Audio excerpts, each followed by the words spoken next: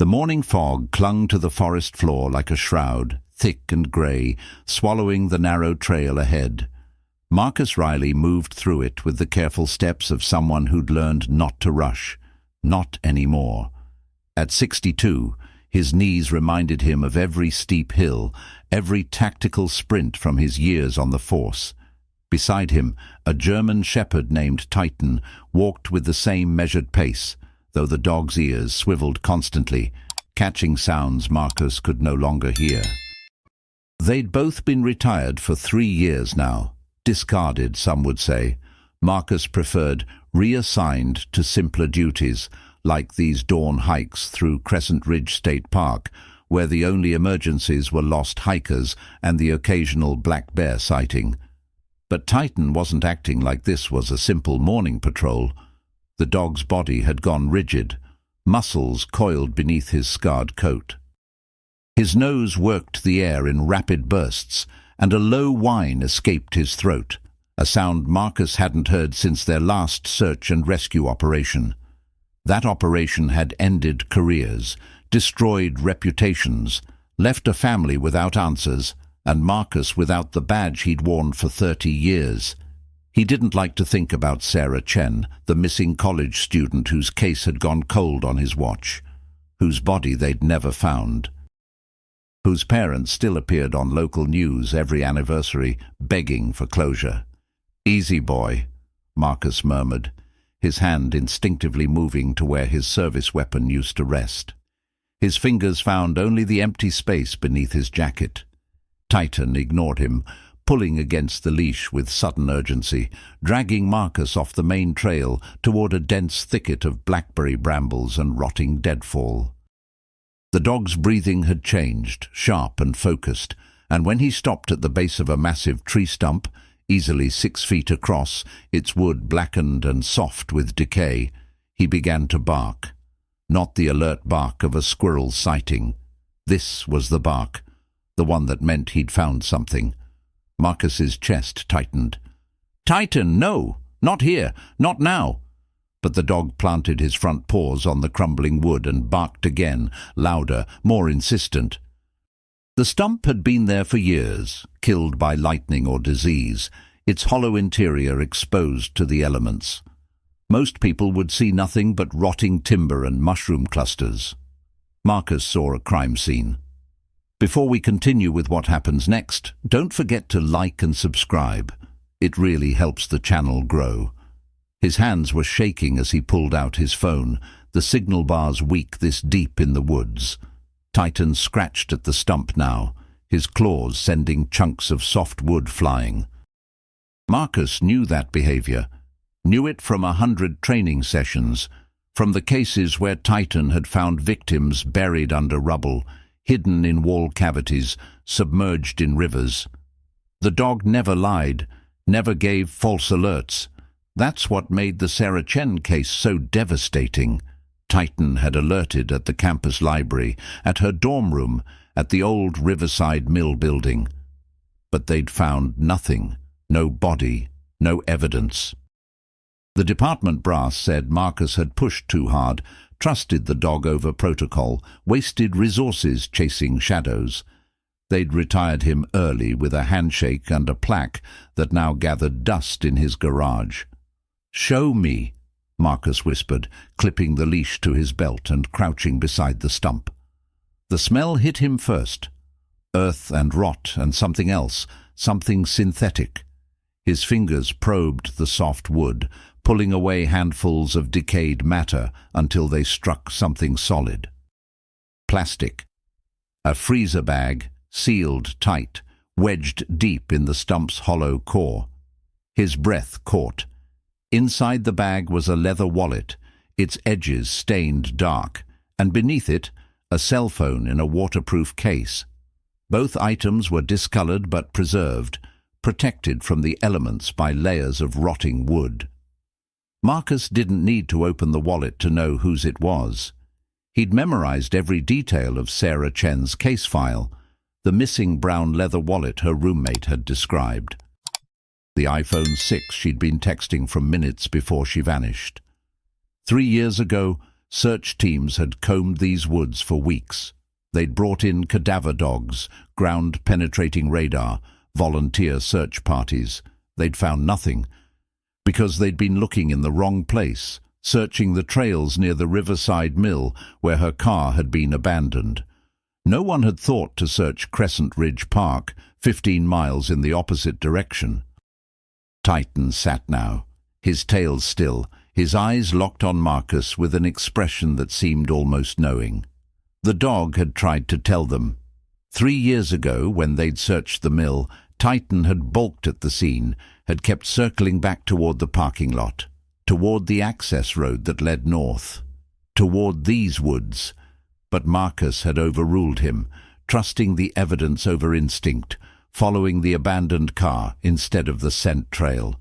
He'd failed Sarah, failed her family, failed his partner. "Good boy," Marcus breathed, his voice breaking. "Good boy, Titan. I should have listened."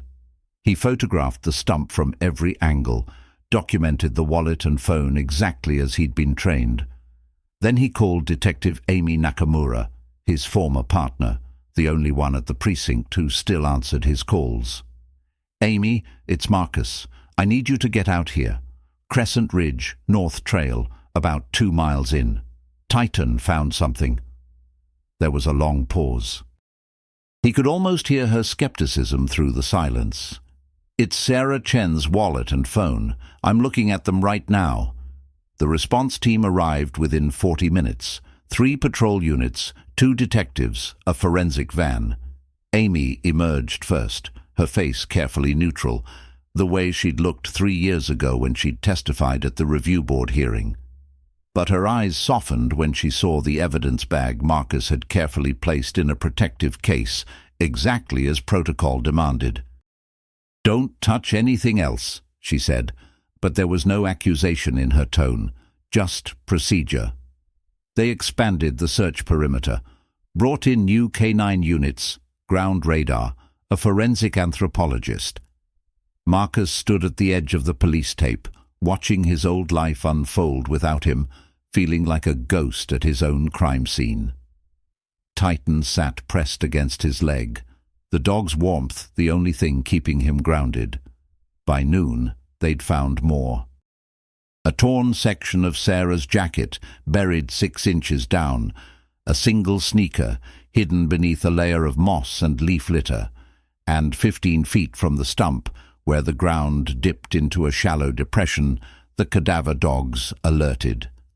Amy walked over as the forensic team began their careful excavation. Her face was pale.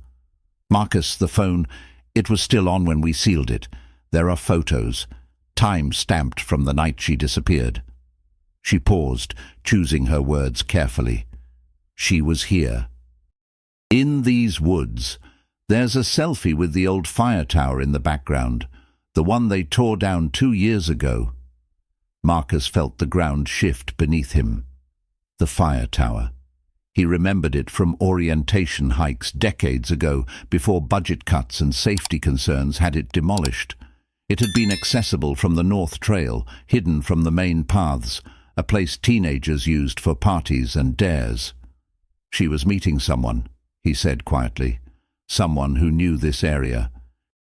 "We're running the phone's GPS data now," Amy said. "And Marcus, there's a text message draft, never sent. It says, 'I'm here. Where are you? It's getting dark.'" She met his eyes. "We never looked here because her car was at the mill. Someone moved it, staged the scene." The pieces fell into place with sickening clarity. The abandoned car, positioned to draw search efforts south, the mill's proximity to the river, suggesting she'd been taken to water. The anonymous tip that had come in 3 days after she vanished, claiming someone saw her getting into a vehicle near the mill.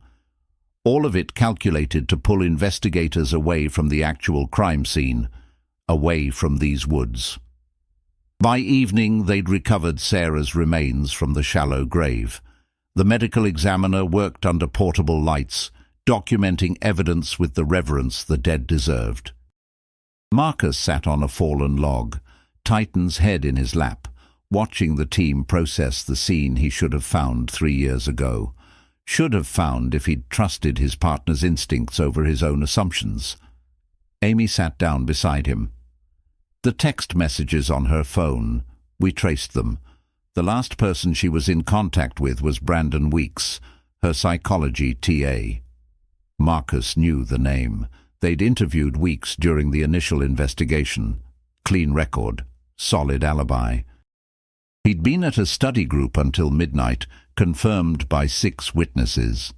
His alibi was fake, Amy continued. We're pulling records now. The study group was the week before. He mixed up the dates. And Marcus, he has a family cabin. Want to guess where? Crescent Ridge, Marcus said flatly.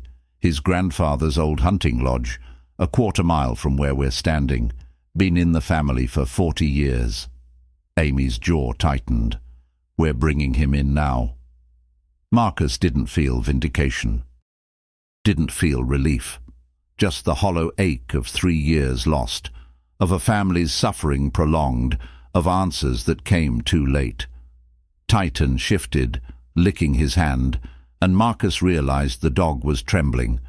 Not from cold, but from exhaustion, the kind that came from carrying a burden too long. He knew, Marcus said softly. 3 years ago he knew.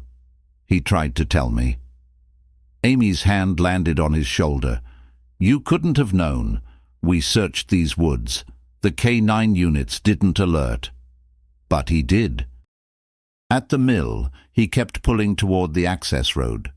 Toward here, I overruled him, told him he was wrong. Marcus's voice cracked. I chose my judgment over his instincts. They sat in silence as the forensic team worked, as the sun dipped below the tree line, as Sarah Chen's parents arrived at the trailhead, finally getting the closure they'd begged for. Marcus watched them from a distance, saw the way they collapsed into each other's arms, grief and relief tangled together. He didn't approach, didn't think he had the right. But as the team prepared to transport Sarah's remains, her father, a slight man with grey hair and eyes worn from crying, walked over. Marcus stood, bracing for anger, for accusations. Instead, the man extended his hand. You found her, he said simply. After all this time, you brought our daughter home. Marcus shook his head. I didn't. He did. He gestured to Titan, who sat at attention, his dark eyes steady. I just finally learned to listen. The investigation moved quickly after that. Brandon Weeks confessed within hours of arrest, the evidence from Sarah's phone and the crime scene leaving him no room to maneuver. He'd lured her to the woods under the pretense of stargazing, a shared interest from their class discussions. When she'd rejected his advances, he'd panicked. The murder was impulsive. The cover-up was calculated. He'd moved her car, created the false alibi, planted the tip about the mill. He would have succeeded if not for a retired K9 who refused to forget. The department offered Marcus his badge back. Full reinstatement, back pay, a formal apology from the chief. He declined. Some things, once broken, couldn't be reassembled. But he did accept their request for one thing, to train the next generation of K9 handlers, to teach them what he'd learned the hard way. Trust the dog. When a trained K9 alerts, they're telling you something. Your job isn't to interpret, it's to listen. Months later, Marcus stood at the new K9 training facility, watching young handlers work with their partners through search and rescue scenarios. Titan lay in the shade nearby, his muzzle greyer now, his movements slower, but his eyes still sharp. He'd been given a commendation, a ceremony with the mayor and press cameras. The medal sat in Marcus's living room now, next to his own dusty plaque, both of them reminders of different kinds of service. Sarah Chen's parents visited once, bringing flowers and gratitude. They'd started a foundation in her name, funding search and rescue K9 programs across the state. They asked Marcus to sit on the board. He said yes, and on quiet mornings, when the fog rolled through Crescent Ridge Park, Marcus and Titan still walked the trails, not searching anymore, not trying to solve cold cases or prove anything to anyone. Just two old partners moving through the woods together, trusting each other the way they should have from the start. Because sometimes redemption doesn't look like a second chance. Sometimes it looks like finally learning to listen to the one who never stopped believing in you. Titan's bark had ended a cold case. But more than that, it had reminded Marcus of something he'd forgotten in the weight of his failures, that loyalty doesn't demand perfection. It just asks you to keep showing up, keep trying, keep listening, even when the trail goes cold, even when everyone else has given up, especially then. The old dog nudged his hand, and Marcus smiled, scratching behind the scarred ears. "I know, buddy," he said quietly. "I know. You were right all along." And somewhere in the woods, where a rotten tree stump still stood as a monument to persistence, the truth remained. Sometimes the most important discoveries aren't the ones we make. They're the ones we finally stop ignoring.